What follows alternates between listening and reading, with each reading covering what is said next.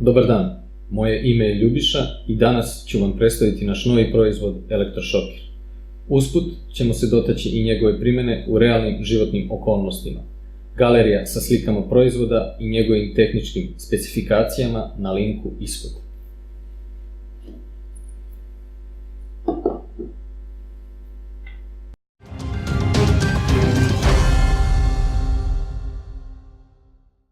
Elektrošoker ili paralizator je ručni uređaj za privremeno onesposobljavanje ljudi ili životinja. Ovaj visokonaponski aparat je jednostavan za upotrebu i nošenje, izuzetno pouzdan, a njegovo dejstvo trenutno. Elektrošoker pruža mogućnost da za manje od 10 sekundi potpuno paralizujete agresivnog napadača. Za uspešno pražnjenje potrebno je više puta kratko pritisnuti dugme. Jak udar struje izaziva trenutno stanje šoka, jake bolove i grčenje mišića.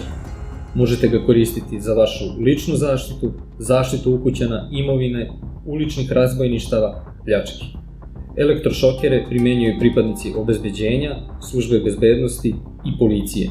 Najčešće ga koriste vlasnici radnji, agencije za obezbeđenje prostorija i poznatih ličnosti. Ispisali smo članak na našem blogu o primjeni ovog proizvoda u najboljim praksama. Pogledajte link u descriptionu videa. Ne zaboravite da se subscribe-ujete na naš kanal i ostanete u toku sa novim proizvodima u našoj ponudi.